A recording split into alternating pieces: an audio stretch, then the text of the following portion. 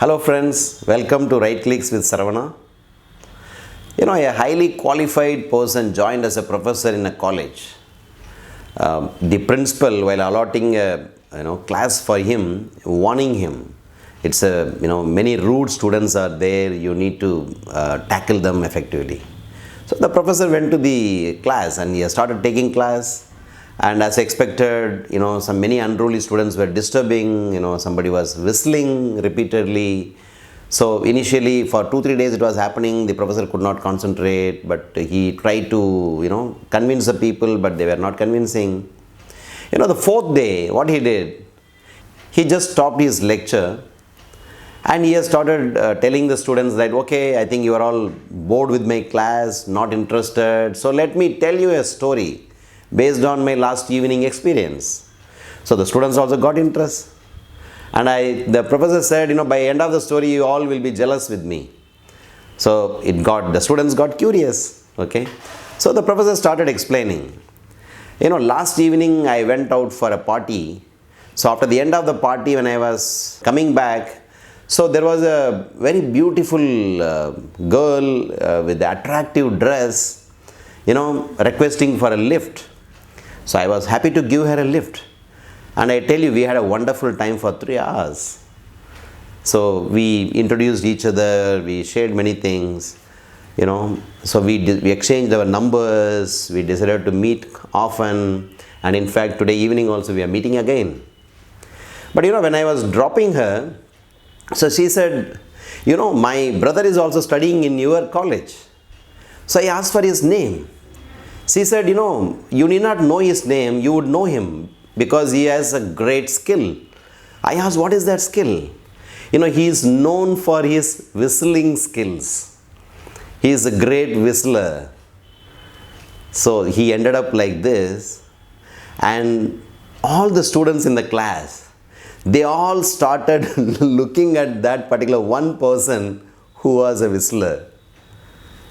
So now the professor, without getting angry, he could know who was the person making disturbance in the class. And the whistler, he was totally down and bowed his head, and he never whistled again in the class. Friends, this is a story. But he was a very highly qualified person. But then, to manage the situation, he was not using his IQ. He was not using his technical expertise. That was not of any use in this situation. What he was using is emotional intelligence. That's what we are going to talk today. Emotional intelligence has become a psychological concept since 1980s, but it has become hugely popular from 1995 when Daniel Goleman came up with this book titled as Emotional Intelligence. So Daniel Goleman says there are 5 components of this emotional intelligence. One is the self-awareness, second is self-regulation, third is self-motivation, fourth is empathy, and the fifth one is the social skills. So let's see in brief about all these things. What is self-awareness?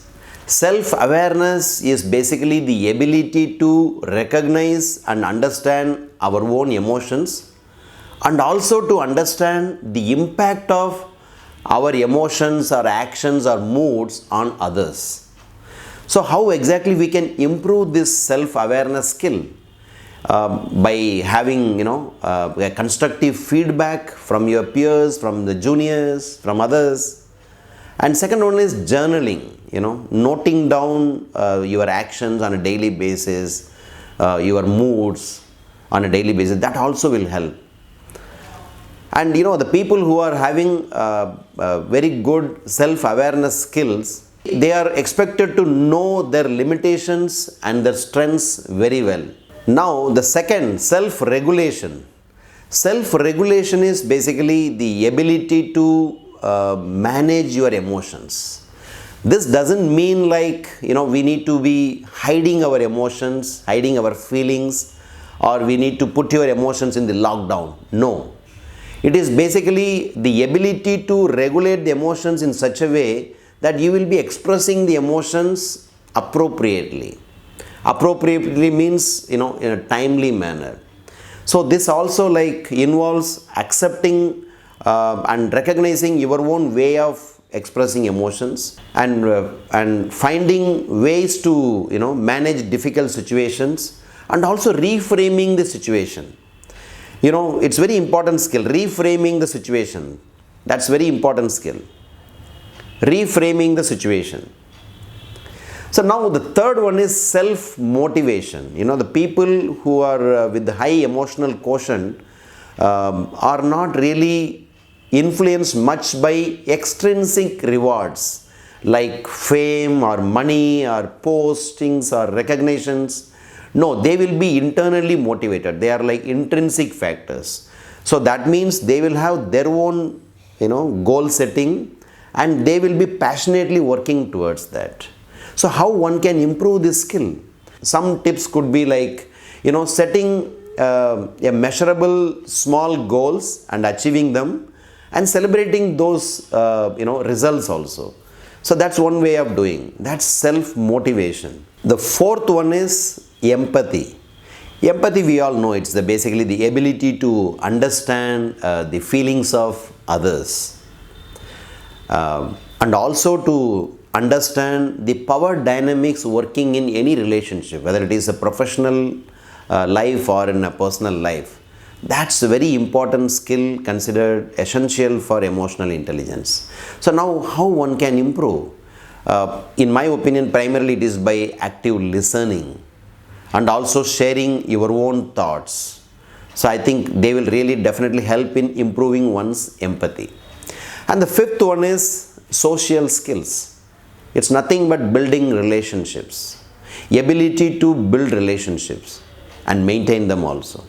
So social skills is the ability to interact with others in an efficient manner. So one should have the skills of ice-breaking efforts, making eye-to-eye contact, understanding the body language, so all these things. So friends, these are the 5 components of emotional intelligence. So friends, what are the takeaways from this video? Number 1, your success is not defined only by your IQ, intelligence quotient. You need many other skills, including emotional quotient. Especially when you grow up in the ladder of leadership, it's really your emotional quotient that is more important than your intelligence quotient.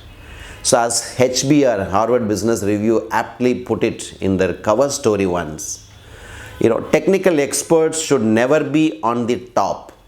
They should be only on the tap. Only when required technical expertise should be asked for. So what is really required to remain on the top is much more than your IQ levels.